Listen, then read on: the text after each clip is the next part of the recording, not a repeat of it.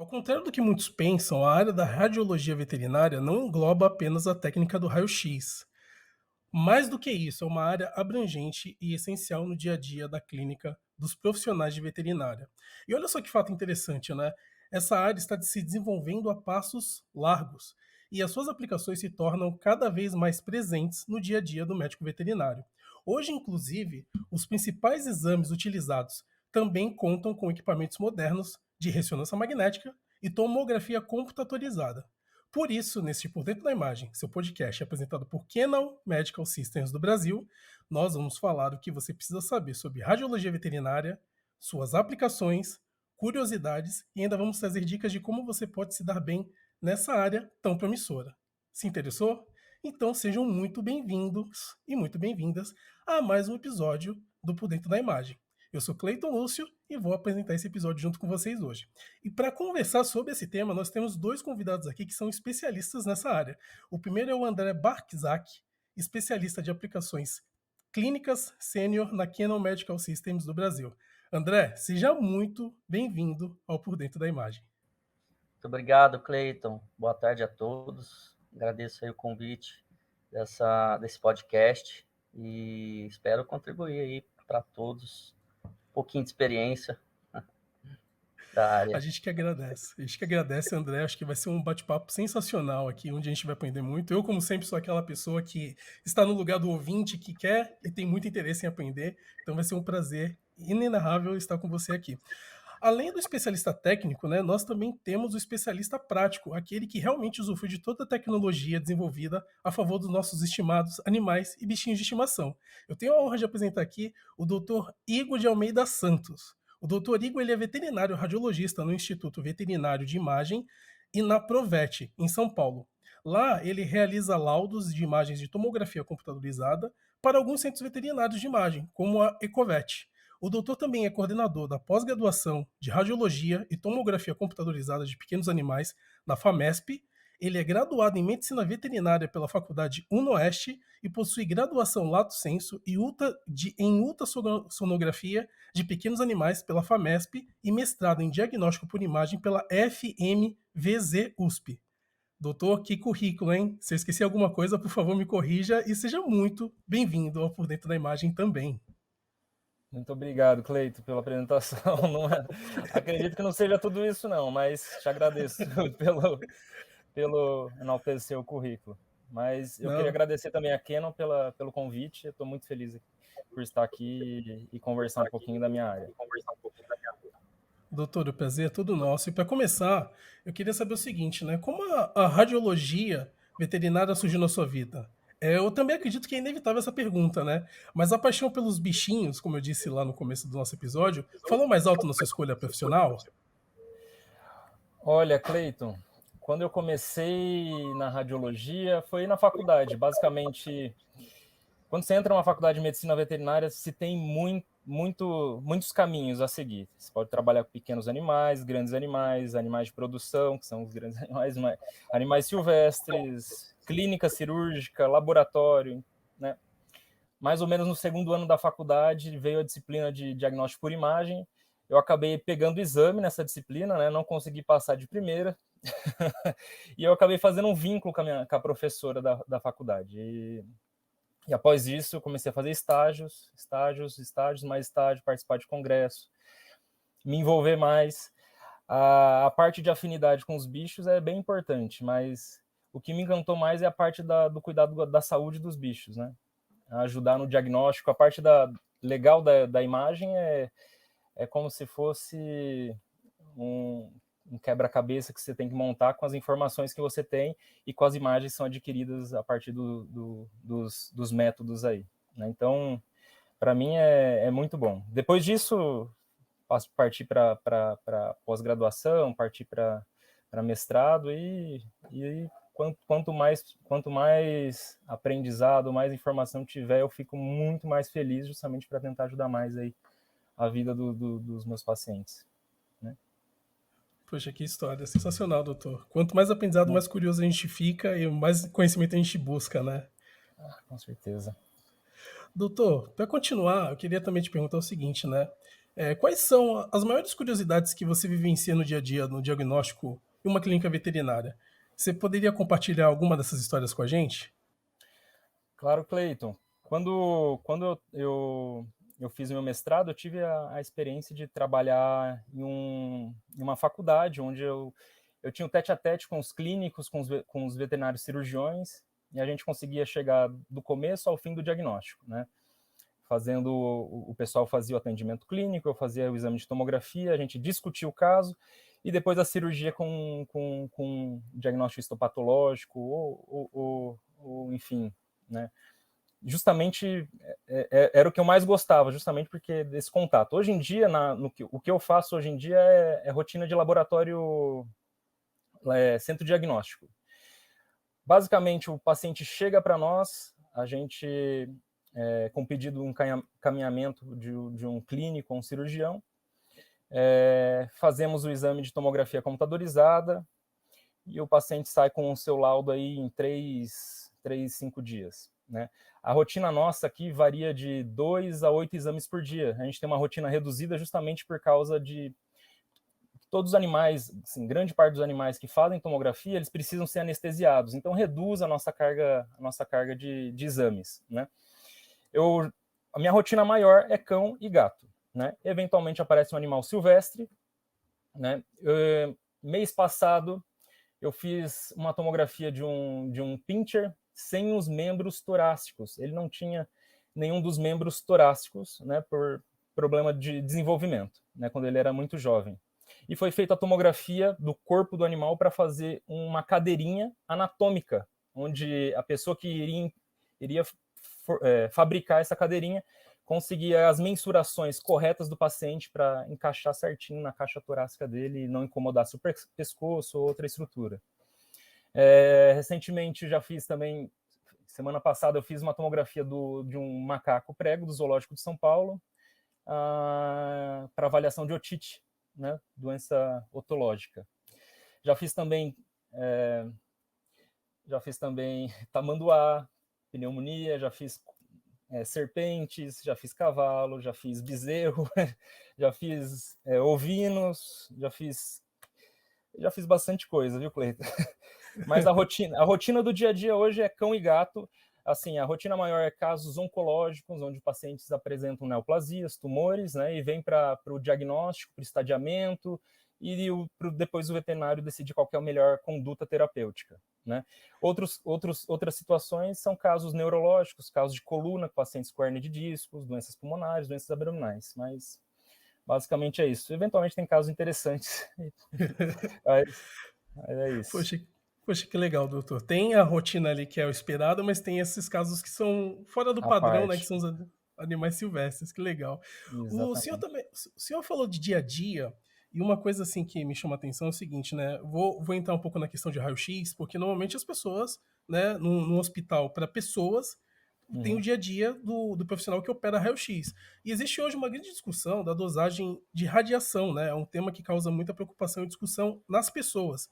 Eu queria Uhum. saber como esse tema ele é abordado na perspectiva da medicina veterinária. Também causa essa preocupação? Com certeza, viu, Cleiton? Assim, preocupa até demais. Mas, assim, quando a gente pensa em radiação, nós temos 2 pontos a se pensar. O primeiro é a radiação para o animal e o segundo é a radiação para o ser humano, né? Quando nós fazemos um exame de tomografia, quem vai tomar a radiação principal é o paciente, né? Esses pacientes, igual eu falei para você, eles são anestesiados, tá? Quando for emitir a radiação, o anestesista que acompanha o paciente durante todo o procedimento, ele entra na sala de comando, a sala onde ele não é exposto a essa radiação.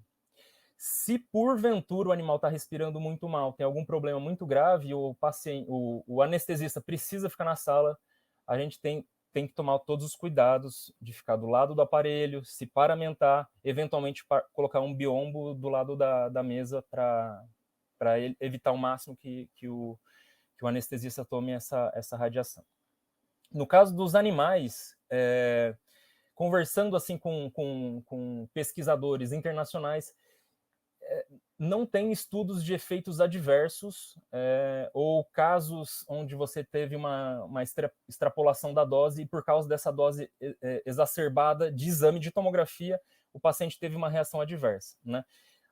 Uma diferença que a gente tem da medicina humana com a medicina veterinária é que os pacientes, infelizmente, eles têm um tempo de vida muito menor. Então esses efeitos não é visto pela minha experiência, pelo que eu vi da literatura, né? A gente pensa mais na parte do humano e não tanto do paciente, justamente porque a dose é baixa, tá? Que a gente usa.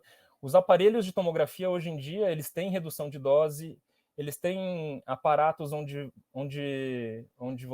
softwares onde você vai modular a dose durante a aquisição tomográfica e vai colocar o necessário apenas, né? Não que a gente não se importe com o paciente, pelo contrário, a gente vai usar o necessário para ele, não usar doses super altas de radiação, a dose necessária para ter uma imagem de boa qualidade.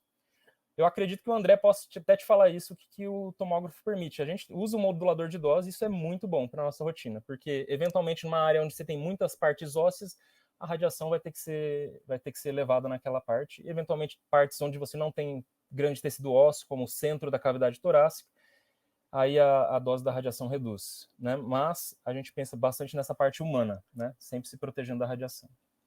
Exatamente, doutor. É isso que eu queria perguntar também para o André. Qual é o ponto de vista da Canon e dos profissionais que trabalham criando esses equipamentos? Será que o André poderia falar um pouquinho para a gente?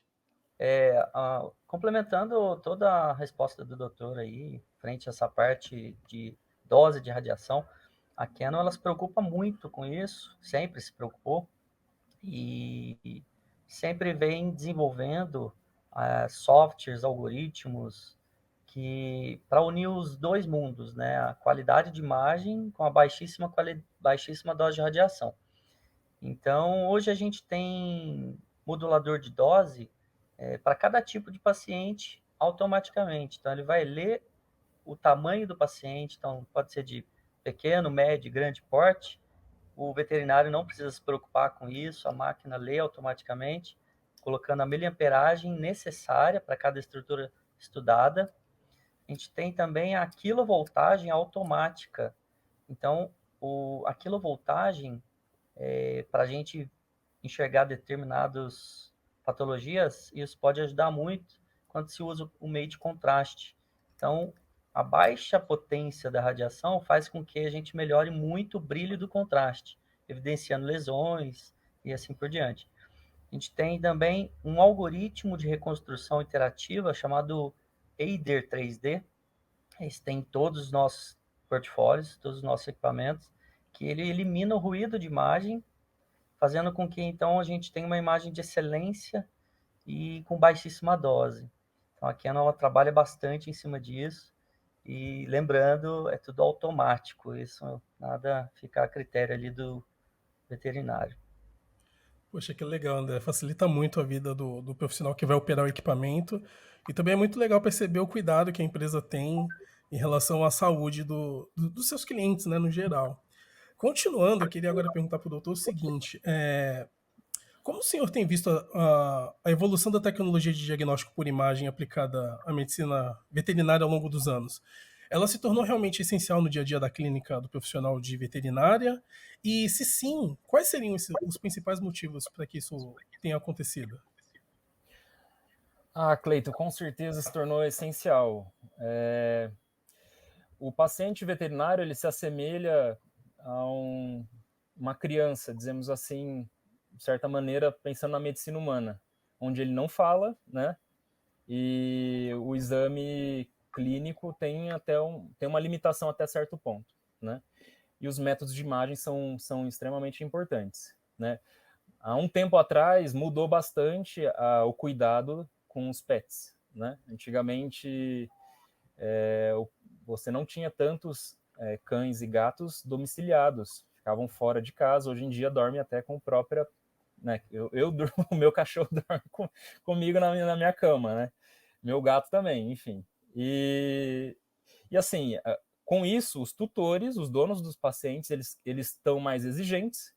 os veterinários eles estão se especializando, né, conseguindo tratar doenças mais difíceis, e a parte do diagnóstico ele melhorou demais, né, para a gente. Antigamente se tinha poucas tomografias computadorizadas voltadas para a parte veterinária aqui no Brasil, dava para contar na mão até 10 anos atrás, e todas eram aparelhos usados da medicina humana. Hoje em dia, nós temos já partiu para mais de 100, né?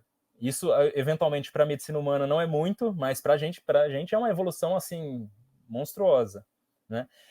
E hoje em dia se compra aparelho zero, né? Eu tenho um aparelho da Canon que fica em Campinas e tá todo vapor, né? A gente faz exame todo dia. E, enfim, para mim só tem a melhorar. Não só a parte eu falei da parte de tomografia, mas a parte de raio-x, parte de ultrassom, né? É muito importante para ter o diagnóstico correto, né? E o tratamento correto para os pacientes. Poxa, que legal. E André, queria te fazer uma pergunta também. Como é que a Canon encara essa evolução tecnológica por diagnóstico? Como é que eles veem essa evolução? Já dei treinamentos veterinários que foram comprados um canal helicoidal. Então, até o Dr. Igor sabe que a dificuldade é o tempo do exame, por conta da anestesia e tudo mais. Então, eu acompanhei já desde lá atrás um canal para realizar os exames, 4 canais, 16 canais. Hoje já está chegando mais facilmente os 16 canais nas clínicas e hospitais. A gente tem uma fábrica em Campinas que pôde nacionalizar o equipamento, então facilitou muito o poder de compra. Antigamente era só quem tinha o capital todo, né, disponível. Hoje, então, essa facilidade aí de adotar um equipamento que faça os exames mais rápidos, com altíssima qualidade, baixa dosagem de radiação. Hoje a Canon já tem a pronta entrega, então mais um dos motivos da gente ter feito a fábrica. E eu vim acompanhando toda essa tecnologia de todos esses equipamentos, né? Então, softwares para pós-processamento, estão cada vez melhores. A Canon ela foi a primeira empresa a desenvolver inteligência artificial no mundo. Então, uma empresa que conseguiu fazer esse feito, ela tem muita bagagem tecnológica, né? E eu torço para que a inteligência artificial chegue logo nos equipamentos de 16 canais, 4 canais, para entrar também e facilitar a área veterinária possuir isso também. Poxa, que legal. Doutor, quais são as maiores preocupações, agora falando dos pais de pets, né, ou donos de pets, que eles encaram assim durante um diagnóstico por imagem? Eu queria saber o seguinte: é realmente verdade que o contraste traz poucas reações adversas aos bichinhos de estimação? Olha, Cleiton, igual o André falou, eu até não toquei nesse ponto, mas é muito importante, né? Todo paciente que vai fazer o exame de tomografia, assim, grande maioria, passa por uma anestesia, né? Para evitar que o paciente se movimente e você tenha um artefato de movimento, né? Na moção na imagem. E um aparelho mais moderno, ele adquire um corte mais rápido e a anestesia é reduzida, né? O tempo de anestesia é reduzido, né? Isso é um dos questionamentos dos donos dos pets, né? Se vai dar tudo certo com a anestesia, é uma preocupação, tá? Então, se é pedido todos os exames pré-anestésicos antes de fazer esse tipo de procedimento, exame cardiológico, exame de sangue, fazemos até um raio-x torácico para ver se a condição respiratória do paciente tá boa, né? A parte pulmonar, a questão pulmonar do paciente está tudo dentro da normalidade, tá? E a segunda questão, né, além da anestesia, que é uma das preocupações dos pets, é a parte do contraste, né? Grande parte dos exames é aplicado contraste por via intravenosa, né? Um acesso venoso. E na medicina humana, bem relatado essa parte de reações adversas, né? Na medicina veterinária, foi feito um estudo em 2016 pela revista de analgesia e anestesia veterinária, onde fizeram um estudo retrospectivo de mais de 350 cães e mais de 50 gatos que passaram por um procedimento de tomografia e receberam um contraste por via intravenosa. E assim, efeitos, reações adversas severas só foi obtida, assim, só aconteceram em 3 cães e nenhum gato, né? Quando é severo, o que eu quero dizer severo é casos onde é necessário a intervenção com medicamentos, tá? Então, foi um N muito baixo. É menor essa quantidade de efeitos adversos na aplicação de contraste comparado com a medicina humana, tá? E assim, é muito necessário o contraste em diversos procedimentos, principalmente nos casos oncológicos, onde o contraste se faz extremamente importante para detectar as lesões neoplásicas, tá? Doutor, e quando os animais possuem implantes?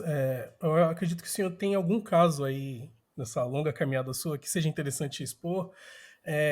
Quando ele é examinado por uma tomografia computadorizada, acontece alguma coisa diferente? E outra coisa, os recursos de software atualmente possibilitam essa melhor análise mesmo? É uma boa pergunta, viu, Cleiton? Quando nós fazemos tomografia computadorizada de coluna, eventualmente os pacientes possuem implantes metálicos, ou de estudos de membros torácicos, membros pélvicos para deformidades angulares, eventualmente os pacientes apresentam implantes metálicos. Tem uma outra situação que agora está virando bastante de rotina, na detecção de anomalias vasculares congênitas, né? E uma das maneiras de tratamento é a utilização de um tipo de anel que vai envolver o vaso anômalo e ele vai ser atenuado, vai ser reduzido ao longo do tempo com esse anel. Isso gera um artefato de imagem em volta, né, impossibilitando a adequada visualização dos tecidos adjacentes, né? Se o paciente tem algum quadro pós-cirúrgico, né, e é necessário fazer um novo exame desse paciente, limita a nossa avaliação, né, pela tomografia, né? Principalmente, minha experiência, principalmente nos casos dessas anomalias vasculares abdominais, e impossibilita que eu avalie a parte vascular na região. E assim, quanto mais o aparelho o software, o aparelho de tomografia limpar essa imagem, reduzir a quantidade de artefatos para a gente é muito interessante, né? Justamente para dar o diagnóstico correto, eventualmente de uma osteomielite, de uma placa metálica, quando está inserido no membro ou na coluna, ou avaliação dessa parte vascular no abdômen desses cães que passam por esses procedimentos aí de intervenção nos quadros de anomalias vasculares. Tá? Poxa, que legal. A gente já falou sobre esse tema, sobre implantes e coisas que dificultam o diagnóstico em humanos, e é muito legal ver também que em animais já chegou essa tecnologia. Queria perguntar para o André o seguinte: como é que é tratada pela Canon essa questão dos implantes? Ele poderia falar um pouquinho para a gente?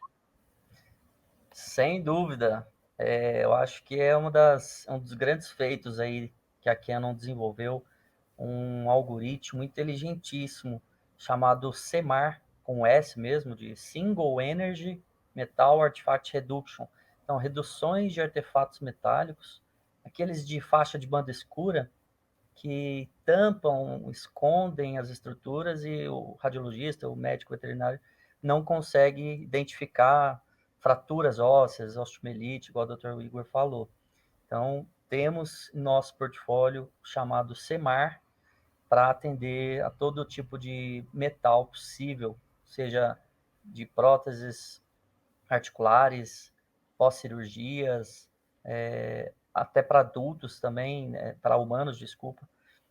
A gente possui a facilidade de entregar a imagem. E agora os veterinários se beneficiam dessa tecnologia também. Poxa, que legal, André. Eu acho que um diagnóstico bem feito pode salvar uma vida, né? Ou então encurtar um tratamento que poderia ter que fazer outros e outros diagnósticos para até chegar à causa. Isso é muito legal, ter essa tecnologia a nosso favor. Queria perguntar para o doutor agora o seguinte, né? Para aqueles proprietários de clínicas que estão querendo começar na radiologia veterinária, no que se refere à tecnologia, eles podem começar usando o ultrassom e depois, com o crescimento do negócio, é claro, avançar para um equipamento de tomografia computadorizada? Ah, com certeza, viu, Cleiton? Enfim, o começo geralmente vem pelos métodos básicos que são insubstituíveis. É o primeiro método de imagem numa avaliação de uma doença. É difícil você pular uma etapa, né? Justamente até porque eventualmente você consegue responder a pergunta, né? A dúvida do diagnóstico com o método convencional com custo muito mais baixo. À medida que as clínicas elas vão expandindo, vão aumentando, é igual eu falei para você, o tutor, o dono, ele fica mais exigente, ele vai querer um método de imagem avançado, porque é o melhor para aquela doença, né, específica, e se o veterinário não oferece, ele vai para um outro serviço. Né? Se ele tem um aparelho na clínica dele, o animal entra e sai lá, né, da clínica. Ele não precisa que o animal se desloque para outro estabelecimento. Né? Então, isso é muito importante. Né? Quando há expansão, é claro que tem que se ponderar muitos fatores, né? Que é gastos, custos, se vai se pagar o aparelho. Na medicina veterinária é um pouco diferente da medicina humana, igual eu tinha comentado com vocês, a gente tem uma casuística um pouco mais reduzida mais pela questão de manejo da nossa rotina, né? Principalmente com a parte anestésica. A gente tem que... O exame é muito rápido, né, de tomografia. Hoje em dia o exame a gente faz em 10 minutinhos, 5, 10 minutinhos, né? Mas quando a gente fala na medicina veterinária, a gente acaba atendendo o paciente, faz uma anamnese, faz um questionário para ver se ele está tudo bem, lê os exames pré-anestésicos, anestesia e tem a parte da recuperação da anestesia, né? Então, enfim, a pessoa tem que conversar com quem já tem, né? Tem que conversar com pessoas experientes que já trabalham na área de tomografia computadorizada, né? E com certeza dá para implementar sim. Ó, e isso já está sendo feito bastante. Hoje em dia, muitos hospitais veterinários já estão contando com tomografias na rotina, no dia a dia. Poxa, que legal. E André, eu queria saber o seguinte: que conselho você daria para um dono de clínica que está começando a introduzir a radiologia na sua clínica?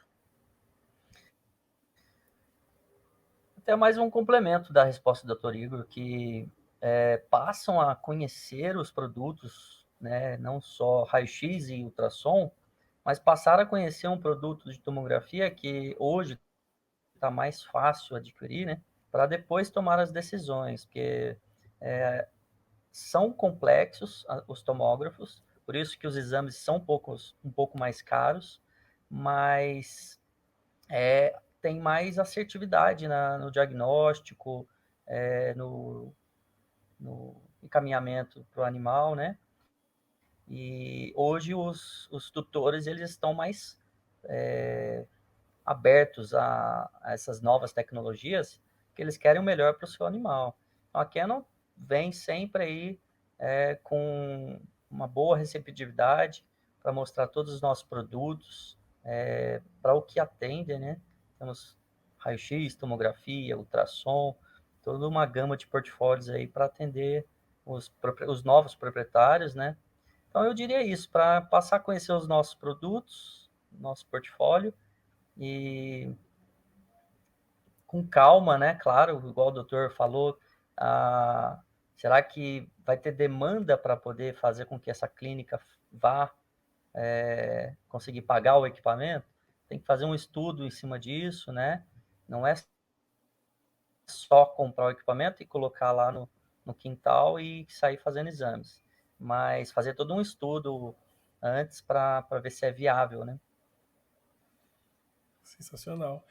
Doutor, quais conselhos você daria para quem realmente deseja se especializar na área de radiologia veterinária e se dar bem, né? Eu acredito que o profissional hoje ele tem muito mais acesso às especializações na radiologia veterinária, mas ter um conhecimento tecnológico também seria indispensável? Com certeza, Cleiton. Quando se trabalha com diferentes aparelhos, falando assim de raio-x, ultrassom, tomografia, você tem que ter um conhecimento mínimo, né, básico, e o ideal é que você avance isso ao longo do tempo, justamente para obter as melhores imagens. Quando a gente fala de raio-x e tomografia, tentar não minimizar a exposição das pessoas, né, à radiação, né? E assim, agora falando da parte técnica, da parte de conhecimento, né, técnico para avaliação das imagens, ou a execução de um exame de ultrassom, né, isso é questão de estágios, tem que ter proatividade nos estágios, né? Hoje em dia tem que se mostrar interessado, fazer contatos, saber conversar com as pessoas, né, lidar com as pessoas, fazer cursos, participar de congressos, eventos, estudar livros, artigos, né? E a vida não é fácil, né? E muitas pessoas estão aí, a competição está aí, né? No nosso meio. Eu acredito que ainda tem muito a se expandir a nossa área, né? E cada vez mais as clínicas estão se expandindo para virar hospitais, e para você ser um hospital é necessário ter os métodos de imagem dentro do seu serviço, né? Enfim, o profissional completo é que saiba tanto a interpretação do exame quanto a execução do exame, né? Doutor, continuando, eu fiquei sabendo que o senhor fez parte da diretoria da Associação Brasileira de Radiologia Veterinária, né, na gestão entre 2019 e 2022. Queria saber do senhor como é que foi essa experiência e como ela contribuiu para o desenvolvimento da radiologia veterinária no Brasil. Foi bem desafiadora, Cleito. Quando eu entrei como primeiro tesoureiro, e nós tivemos, a nossa gestão foi a gestão da pandemia, né? Onde nós tínhamos sempre um evento presencial grande por ano, a gente não pôde executar esse evento, fizemos ele de maneira online, né? E é tudo aprendendo e fazendo. Foi bem desafiador, bem difícil, né? Mas foi muito bom, né? Ainda a Associação Brasileira de Radiologia Veterinária, ela que responde pelos radiologistas assuntos, né, de radiação, sobre as pautas de radiação, legalização de serviços médicos veterinários, e ela que faz a prova de título de especialista em radiologia veterinária, né? Então, foi uma honra participar da associação, né? Minha gestão acabou fazem 2 meses, né? Eu tô agora só descansando dessa questão que, queira ou não, tesoureiro paga muita conta e não é fácil, não. Mas foi muito bom para o meu aprendizado, e a gente acabou fazendo muitos cursos online, e isso possibilitou as pessoas terem acesso à informação durante a pandemia, sabe? Poxa, que legal, doutor. Parabéns. E agora chegou aquela pergunta que eu acho que todo mundo gosta, que é a pergunta dos desafios, né? Essa pergunta serve muito para inspirar, principalmente os estudantes de medicina veterinária, né, que estão pensando em qual rumo seguir, e vendo as pessoas que já têm sucesso na área profissional, como é que elas trilharam esse caminho. Então eu queria saber, doutor, se você pudesse contar, é claro, né? Quais foram os seus maiores desafios pessoais e profissionais, e principalmente o que o senhor aprendeu ao superá-los? Um dos desafios pessoais, eu acho que é timidez, e tá aqui é uma superação, né? Tá com vergonha, vai com vergonha mesmo, tá com medo, vai com medo mesmo, né? Desafios profissionais, eu acredito que seja sempre se manter atualizado, né? Por isso, hoje em dia, todas as revistas de interesse de cunho profissional, que para mim são interessantes para o meu aprendizado, eu deixo um lembrete para eles me mandarem os artigos que estão saindo fresquinhos, né? Das principais revistas. Tem a revista de radiologia veterinária americana, né? Que é uma das maiores para a nossa área. Tem as outras revistas que têm artigos relacionados com tomografia, e eu peço, assim, tem um sistema lá no PubMed, você consegue receber notificações e sempre se manter atualizado. Lançou livro, lê livro, lançou curso, participar de curso, né? Isso é o que vai te botar sempre na frente, tanto para oportunidades quanto para mim faz parte também do desenvolvimento pessoal, né? Sempre tá à frente, né? do conhecimento. Sempre ser ávido por E conhecimento. e quando a gente não sabe nada, porque assim, é muito diferente da medicina humana para medicina veterinária. Quando a gente não sabe o que está acontecendo com o animal, nas imagens a gente vai buscar conhecimento humano, né? Justamente porque eventualmente tem alguma doença que se assemelha ao que está acontecendo com o paciente, e é lá que a gente busca a nossa informação, né? Caramba, que legal. Uma curiosidade que eu não sabia mesmo. Que legal, doutor. Parabéns, doutor, pelos desafios que você enfrentou e que você superou. Parabéns pela sua carreira. E antes de ir Obrigado. embora, eu queria que você deixasse um recado final e os seus contatos para as pessoas poderem entrar em contato com você e continuar esse papo nas suas redes sociais também. Um recado final seria agradecer mesmo pelo convite, né? E por ter participado aqui do podcast, foi muito bacana, né? Eu fiquei bem feliz. Foi tranquilizador agora no final, acredito, e eu tô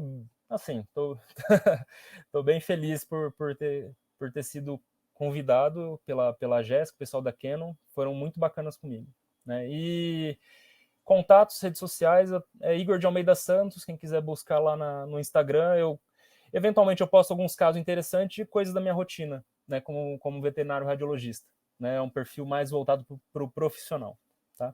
Fico à disposição para quem quiser bater papo por lá, pode mandar mensagem. E mais uma vez, obrigado. A gente que agradece, doutor. E também eu queria agradecer a presença do André aqui e pedir para ele deixar um recado final. Opa! Eu queria deixar um recado aí para o nosso público aí de hoje, que são os estudantes ou os próprios proprietários novos aí na área da veterinária, buscar mais conhecer essa linda área da veterinária aí, que o Dr. Igor pode falar horas e horas, né, por isso. Está cada vez mais crescendo, então acho que é aquela famosa frase eu deixaria, então, que o sol nasce para todos, mas o sol ainda da veterinária nasce mais forte, mais quente, e a área ainda não está saturada. Tem oportunidade para todos, né? Doutor Igor pode concordar comigo, que é um mundo ainda muito a se descobrir.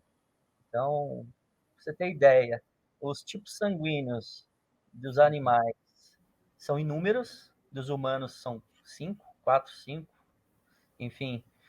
Então, para começar por aí, a parte da veterinária radiológica ainda está muito em expansão.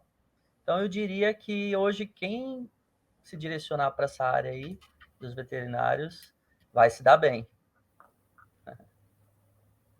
Poxa, que legal. Muito obrigado, André. Muito obrigado, Igor. Meus amigos, muito obrigado por esse episódio. E nós, infelizmente, estamos chegando ao final do mais um Por Dentro da Imagem. Queria agradecer a vocês que estiveram até agora com a gente e dizer o seguinte, né? O Por Dentro da Imagem está disponível em áudio e vídeo. No áudio você pode encontrar ele nas suas principais plataformas de podcasts, seja o Spotify, Apple Podcasts, Google Podcasts.